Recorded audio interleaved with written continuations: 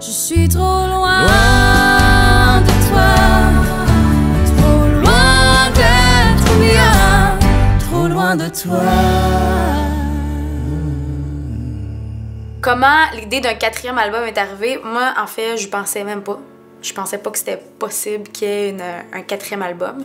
J'avais vraiment envie d'en faire un, mais pour moi, c'était comme un rêve un peu impossible. Il y a un après-midi, je reçois un courriel de Daniel Lepage, qui est le propriétaire des studios Opus. L'année passée, je me questionnais, j'ai dit, j'entends plus parler de Marie-Pierre. J'ai dit, qu'est-ce qui se passe avec Marie? Alors, on l'a rencontré, on a dit à Marie-Pierre, il faut faire un album. Puis moi, j'étais un peu, j'étais comme pas sceptique, mais je me disais, ouais, tu sais, je vais aller voir, mais j'étais emballée, mais en même temps un peu méfiante. Puis Jacques, il m'a dit, ben Marie-Pierre, on trouve qu'on t'entend pas assez, tu as une belle voix, puis on trouve que qu'on devrait t'entendre chanter, puis qu'on devrait te voir. Et on lui a dit, est-ce qu'on fait un album ensemble, est-ce qu'on fait quelque chose? Sauf que je t'implique dans toute la composition, dans même des choix de micro.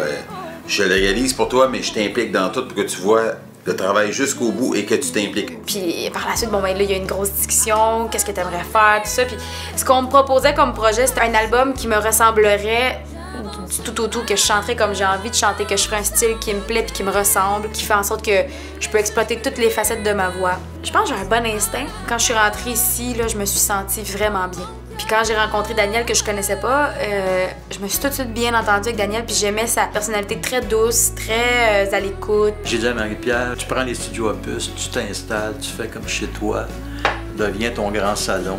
Et c'est ce qu'elle a fait, et j'en suis très fier. Je sais bien ce que je veux, aucune autre chance. On a été 2 mois, parce que quand je dis on, c'est mon copain et moi, parce qu'on prend les décisions ensemble.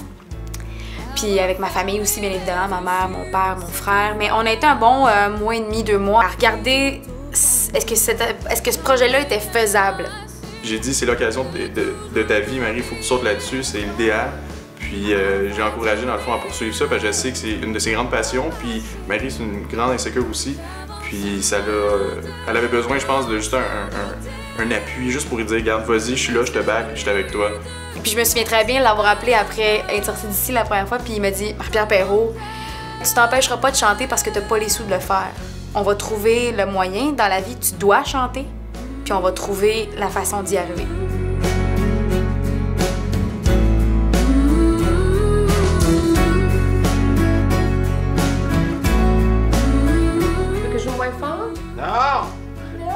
À partir de ce moment-là, on s'est vraiment attelé là, à dire « OK, let's go, on fait ça, ça, ça. On va prendre des formations à la disque.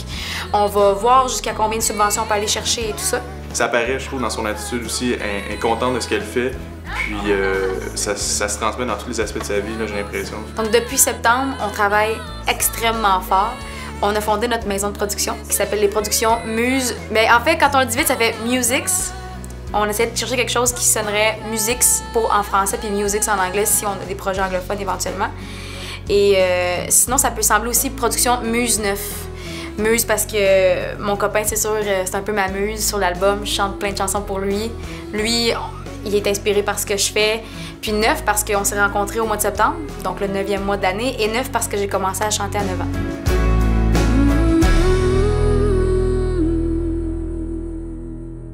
À la première rencontre, Jacques, il m'avait dit il faut que tu écrives, faut que tu écrives des chansons sur cet album-là. Puis moi, je me disais oh mon Dieu, non. J'ai des textes, j'ai des idées, mais je suis pas une auteure. Puis finalement, c'est une valve, hein. Puis une fois que la valve est ouverte, on dirait que c'est comme la rivière à passe. En quelques 3 mois, je pense qu'il y a 10 chansons qui ont sorti avec quelques chansons des autres qui sont arrivées, des très bonnes chansons. L'album, c'est tout dessiné en pas grand temps, la couleur, tout s'est dessiné. Il fallait trouver comme, pas un nouveau style, mais ce que Marie aimait vraiment chanter. Fait qu'on a travaillé pendant quelques mois et tout s'est fait tellement naturellement puis tellement vite que je pense que cet album-là était dû pour être fait. Décrocher une voie pour avancer. J'ai commencé un soir à écrire une chanson. J'avais un mot en tête depuis le début qui est m'enraciner. Pourquoi m'enraciner? Parce que je suis rendue à l'étape dans ma vie où Je déménage dans un mois avec mon amoureux. J'ai besoin de faire mes propres racines, de construire ma vie, de construire mes propres histoires. Donc j'ai écrit, sur cette chanson-là, j'avais le refrain qui était « Je veux tout te donner, mon âme et ma foi ». J'avais vraiment le refrain au complet, mais j'avais pas du tout la musique des couplets. Puis c'est en travaillant avec Jacques, j'étais tellement gênée, puis ça a été tellement ouvert d'esprit, puis j'ai présenté 2 textes que j'avais écrits, puis 2 mélodies. Puis moi, des mélodies, c'est encore pire que les textes. Je me disais, c'est impossible. Je n'ai aucune mélodie en tête. Et pourtant, sur cet album-là, j'ai collaboré à 70% des mélodies. Ce que je ne m'attendais pas du tout. Finalement, j'ai présenté M'enraciner, puis étonnamment, il m'a regardé et dit « C'est bon, ça, ma Pierre, c'est vraiment bon. » Mais j'ai peur de me blesser. Jacques n'est pas celui qui dirige nécessairement les paroles, les mots, tout ça, mais il est quand même assez logique pour dire « Ah, ça fait moins de sens avec ça » ou « Ça, c'est trop répétitif. » Tu chantes la mélodie, puis là, commence à prendre la guitare. Là, t'entends ta mélodie que t'as en tête jouer sur un instrument.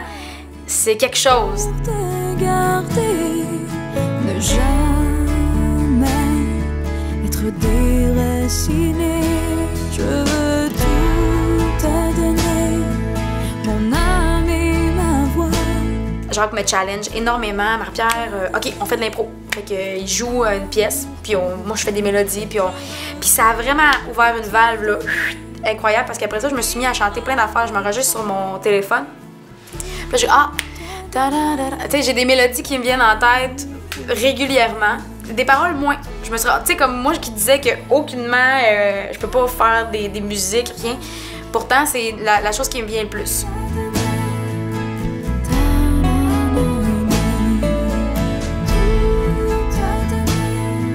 Et vieillir avec toi, tout a donné, mon amour pour toi. C'était pas nécessairement, tu sais, quand t'as 12-14 ans, tu peux pas chanter n'importe quoi. À 23 ans non plus, je peux pas chanter, tu sais, je pense souvent aux chansons de Ginette Renault, il y a juste une femme de son expérience qui peut chanter ça, je trouve.